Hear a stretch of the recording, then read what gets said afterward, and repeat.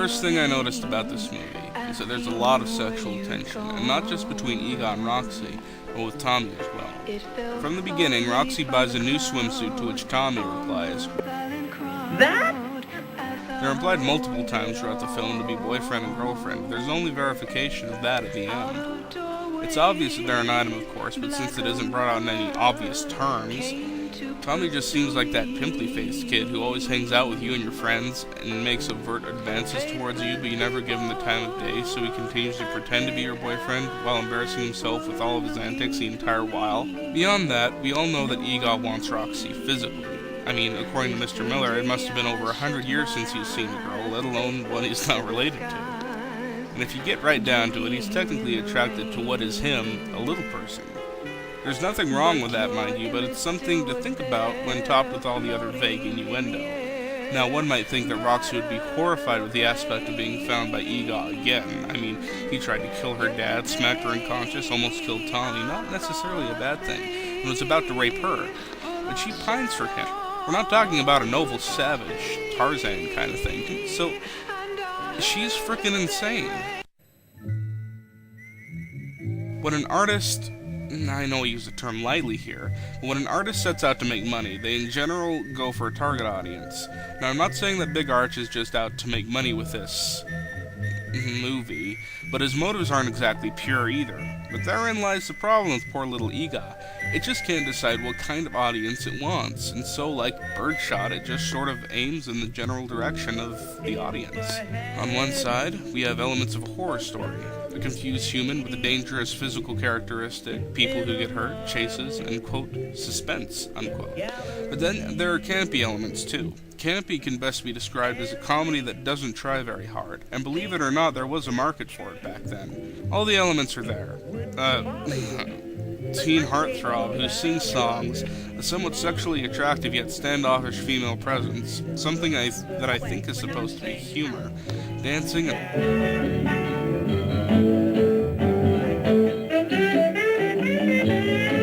a bumbling, goofy scientist. Yeah, he is technically a scientist. You know, they never say what he does for a living, and he is capable of making a lot of assumptions, so back off. And yet again, there is another element added to it all, science fiction. One can say that since Mr. Miller is so eager to make conclusions about Eegah's origins, it could technically be a sci-fi movie. Now, a lot of directors don't aim for a single audience or genre, but Eegah is literal shotgun compared to a sniper rifle. Teens going in for a horror movie are going to be disappointed with a comedy. Teens going in for comedy are going to be bored by the action. Teens going in for a love story are going to be overwhelmed by all the other elements. When you cross genres, you have to be careful so you don't end up alienating all of your audiences. Then again, the drive-in theater market back then wasn't exactly picky about what was on the screen. Technically, the film did well for its proportion, but that still isn't a good excuse. When writers and authors project what they perceive to be themselves in their work, their characters are given the name of Mary Sue. Almost always these characters are strong, intelligent, and noble, and they have witty one-liners. Now, by no means is Mr. Miller strong, but he is intelligent, noble, and unfortunately rife with one-liners. Now, one might think, why are you bringing this up? I want my money back. Well, there's more. You see, Mr. Hall Sr. loves his son very much, not to mention this is his party anyway, so the Mary Sue elements of Big Arch's writing go not only to his own character, but to his son's character as well. I'm going to let you in on a little secret. Tommy is supposed to be the hero of the story. He acts like a hero, he talks like a hero, he has witty one-liners like a hero, but he doesn't advance the plot one bit, with the exception of him having a dune buggy and a rock. Same thing with Mr. Miller, my friends. He acts like a hero, talks like a hero, witty one-liners, but the only reason he's there is so there'd be a reason Roxy would go into the desert and get captured by Eegah. So since we have these two relatively invincible heroes, one might think we'd get to see them defeat the giant at a time? No. They're only here because the author needed them there, and while he was at it, he made them superheroes.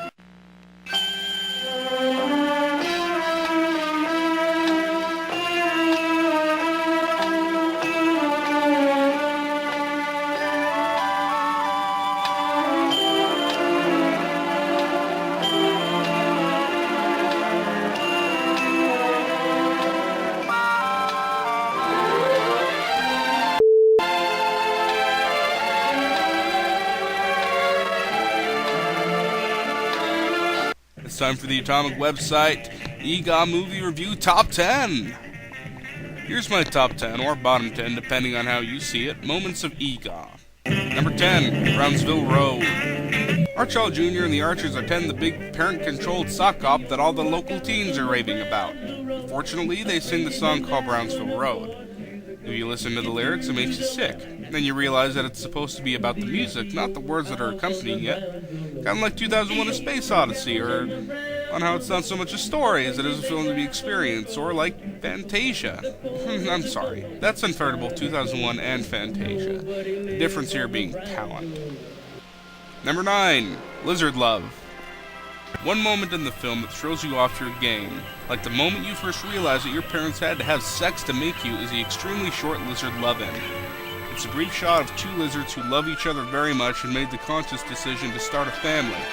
Sadly enough, somebody caught the beautiful moment on film. Now, I don't know if this is a Beast of Yucca Flats rabbit moment, or it's unplanned and somebody filmed it because they thought it was cool, or if it's symbolic of the pure dolphin, whale, energy, tree, life, universe thing, but whatever it was, it's lost on me. Number 8. May I have this? Fist?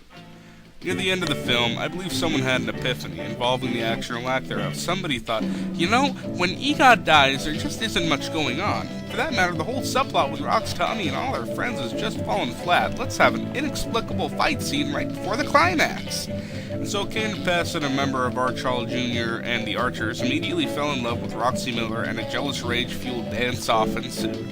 Knowing that he had been defeated, he punched Arch instead.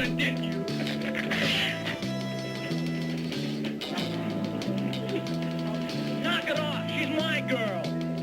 I'm gonna smack. With a hearty, I'm gonna sock, the scene practically ends as soon as it begins. And the audience is left to ponder questions like, what the hell? Sadly, as there was never a sequel, we never find out whether there was a love triangle between Roxy and the unnamed band member. More importantly, though, the director left a lot of things unexplained, so we get to choose our own adventure. Number 7. The ending.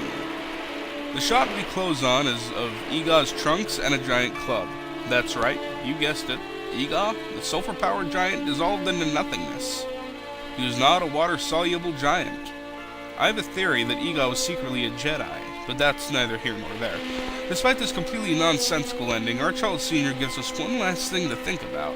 Some idiots ask, Where did he come from? Is he real? Who is he? and the big Arch reveals in his profound monologue moment, Yes, he was real. It says so in the book of Genesis. There were giants in the earth in those days. Chapter 4, verse 32.